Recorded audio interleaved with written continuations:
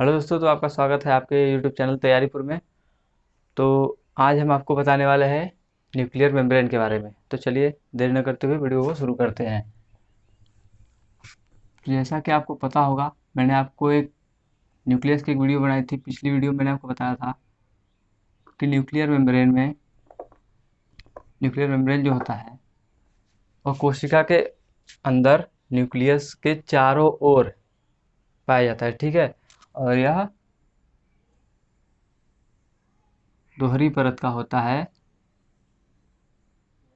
और इनके बीच में एक स्पेस पाया जाता है। इसे हम लोग कहते हैं न्यूक्लियर पोर। ठीक, तो न्यूक्लियर पोर की मैंने वीडियो बनाई हुई है। अगर आपको देखना हो तो मैंने उसकी लिंक डिस्क्रिप्शन में दे रखी है, आप जाकर वहाँ से उसको चेकआउट कर लीजिए। तो अब हम आज आपको बताने वाले हैं न्यूक्लियर मेम्ब्रेन के बारे में। ठीक, तो न्यूक्लियर मेम्ब्रेन का एक आउटर साइड होता है, इसे हम लोग कहते हैं आउटर मेम्ब्रेन, और इसे कहते हैं इनर मेम्ब्रेन। ठीक, तो आउटर मेम्ब्रेन और इनर मेम्ब्रेन, इन दोनों को हम लोग एक शब्द अगर कहें तो हम इसे एक और नाम से जानते हैं, जिसे हम लोग कहते हैं न्यूक्लियर इन्वेलोप। ठीक, तो अब ये तो हो गया। तो अब इसकी संरचना क्या होती है, तो चलिए अब आपको इसकी संरचना के बारे में बताते हैं।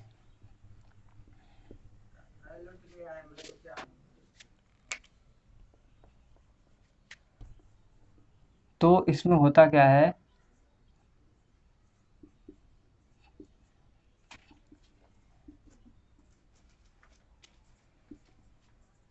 कि ये आपका हो गया आउटर मेम्ब्रेन। ठीक, ये हो गया आपका आउटर मेम्ब्रेन,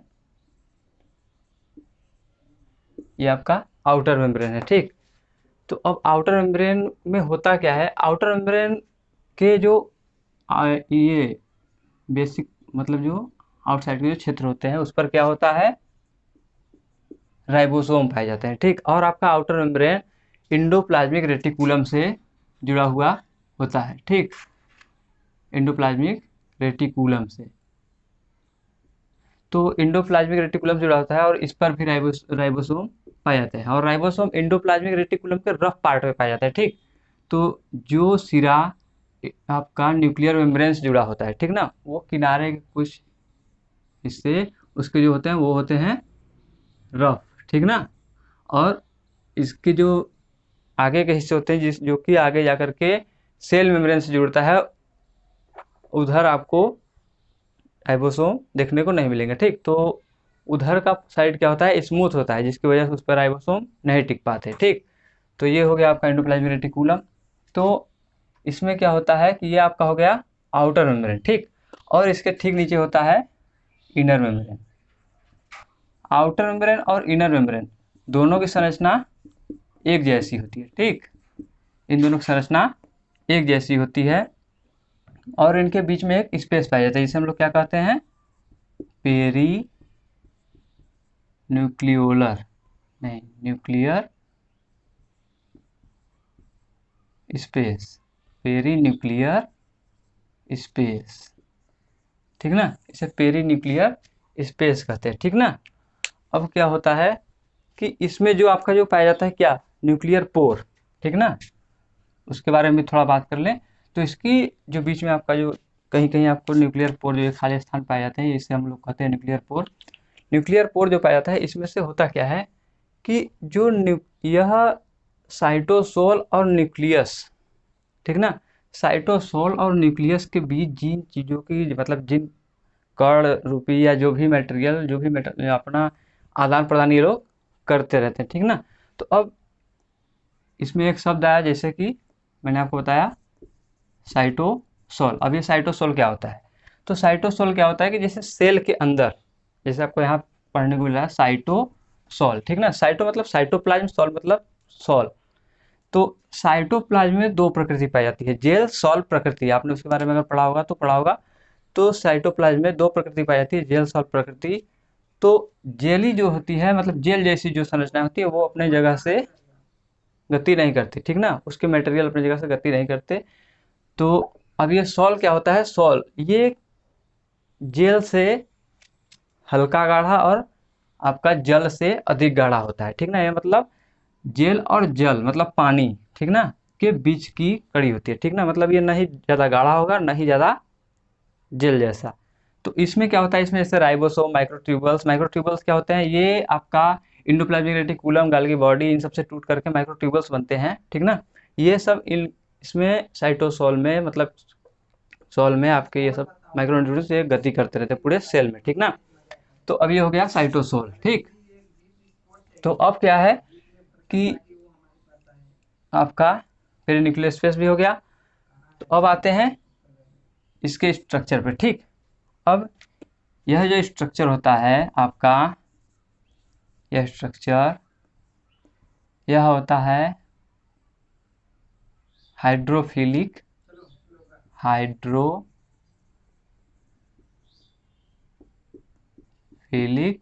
हेड, ठीक। इसे हम लोग कहते हैं हाइड्रोफिलिक हेड। और ये क्या होते हैं, हाइड्रोफोबिक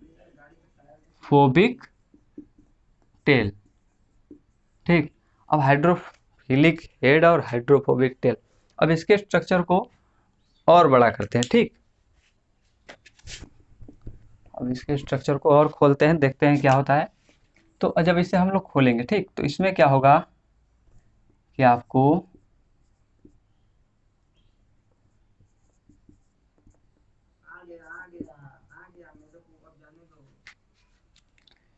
इसमें क्या होगा कि आपको ये ग्रुप देखने को मिलेगा, जिसे हम लोग कहते हैं फॉस्फेट, ठीक ना। इसे हम लोग कहते हैं फॉस्फेट।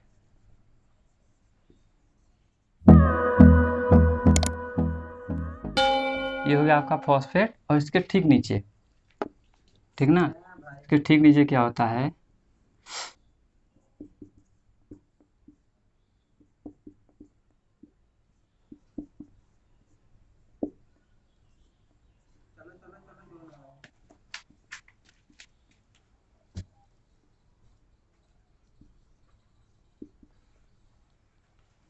तो ये आपका हो गया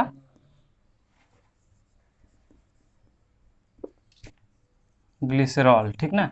ये हो गया आपका फॉस्फेट, ये आपका फॉस्फेट हो गया, और ये आपका हो गया ग्लिसरॉल, ठीक ना। अब इसके नीचे क्या होता है, ये हाइड्रोफोबिक टेल का स्ट्रक्चर।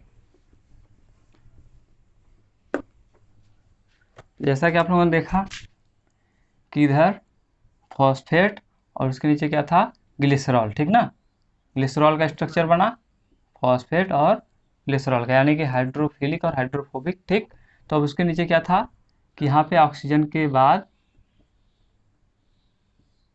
यहाँ पे कार्बन जुड़े हुए थे, ठीक। तब इसके नीचे क्या होता है कि दो संरचनाएं जुड़ी होती हैं। तो चलिए उसको बनाते हैं पहले।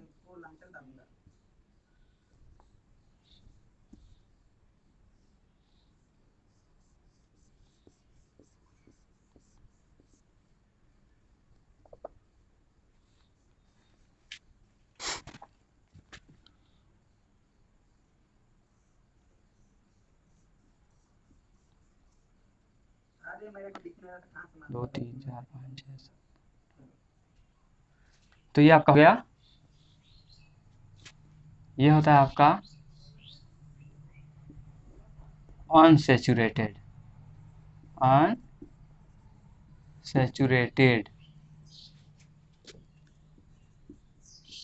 फैटी एसिड, ठीक। और ये आपका होता है सैचुरेटेड फैटी एसिड, ठीक। तो इसमें क्या होगा कि मतलब प्रत्येक जगह पर आपको जहाँ जहाँ ये संरचना है, यहाँ पे आपको देखने को क्या मिलेगा, CH2 और यहाँ पे डबल बॉन्ड है, तो यहाँ पे आपको केवल क्या होगा, CH देखने को मिलेगा, ठीक। तो आप इस संरचना को समझ लीजिएगा, अगर आपको इतना नहीं समझाएगा तो क्या आएगा यार। तो अब चलिए, ये हो गया आपका।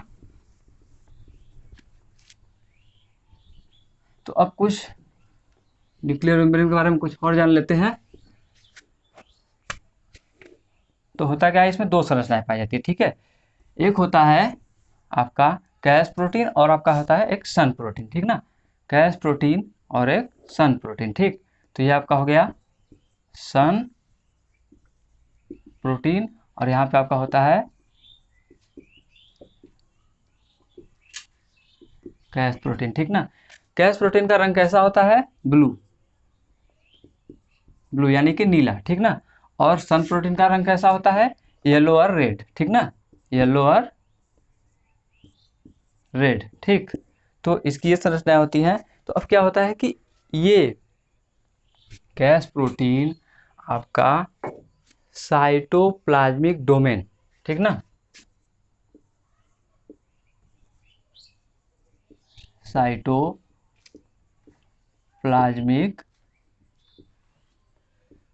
डोमेन, और आपका जो सन प्रोटीन होता है आपका होता है न्यूक्लियो प्लाज्मिक डोमेन। अब ये कैस प्रोटीन साइटोप्लाज्मिक डोमेन से और सन प्रोटीन न्यूक्लियो प्लाज्मिक डोमेन से जुड़े रहते हैं, ठीक ना। अब ये जुड़ते कैसे हैं, साइटोप्लाज्मिक डोमेन में होता क्या है कि मतलब इसमें आपका साइटोस्केलेटन होता है, ठीक ना, साइटोस्केलेटन,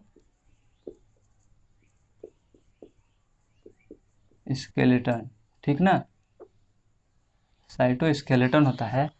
और इसमें भी होता है आपका, इसमें जो होता है आपका होता है न्यूक्लियो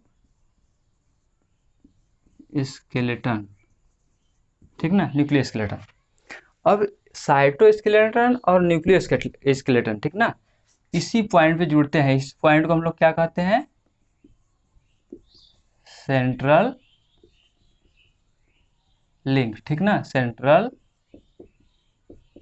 लिंक कहते हैं, ठीक। इसी पॉइंट पर क्या होता है कि न्यूक्लियो स्केलेटन और साइटोस्केलेटन जुड़ते हैं। अब न्यूक्लियो स्केलेटन और साइटोस्केलेटन होता क्या है, सेल में न्यूक्लियस, ठीक ना, न्यूक्लियस से लेकर के सेल मेम्ब्रेन तक साइटोस्केलेटन जुड़े हुए होते हैं, ठीक ना।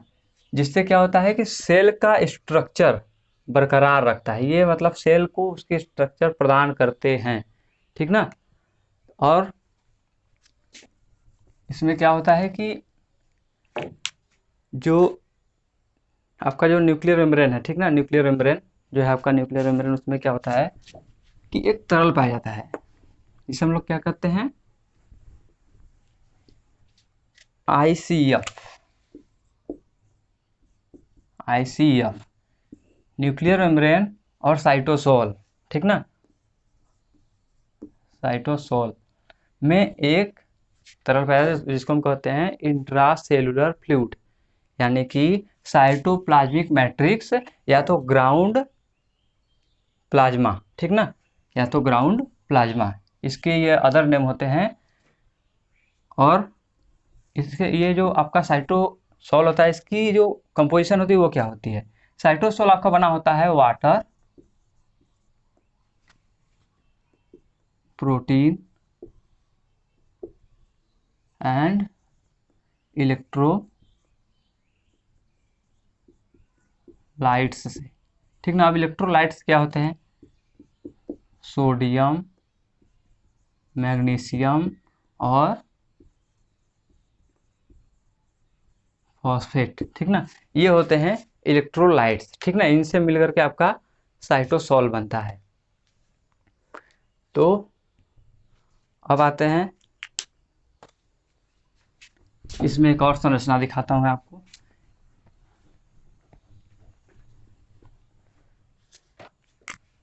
न्यूक्लियर मेम्ब्रेन, ठीक ना, न्यूक्लियर मेम्ब्रेन,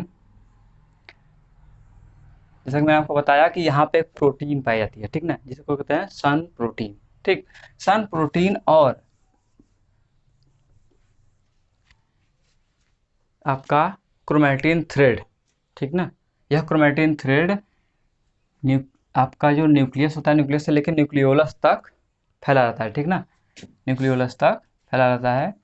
तो अब यह क्रोमैटिन थ्रेड, इस क्रोमैटिन थ्रेड के कुछ हिस्से इसी प्रोटीन से जुड़ करके, ठीक ना, इसी प्रोटीन से जुड़ करके एक स्ट्रक्चर बनाते हैं, ठीक ना, इसी प्रोटीन से जुड़ करके एक स्ट्रक्चर बनाते हैं जिसको हम लोग क्या कहते हैं, न्यूक्लियर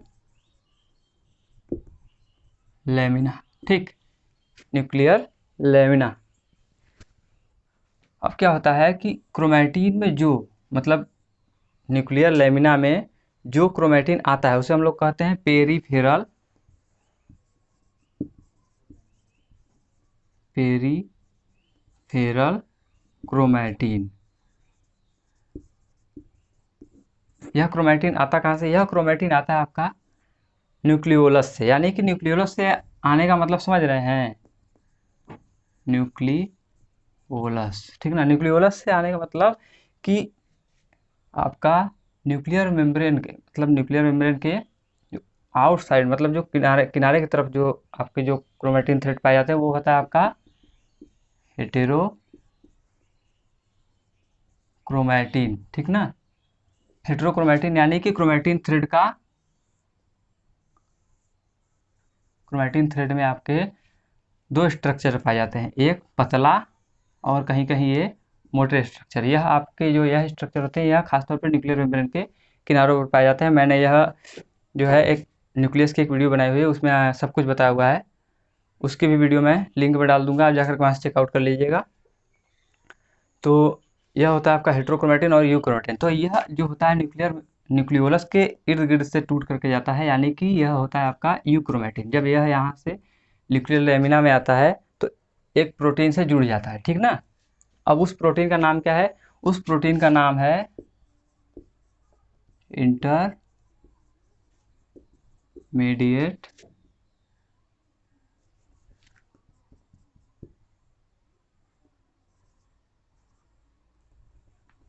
फिलामेंट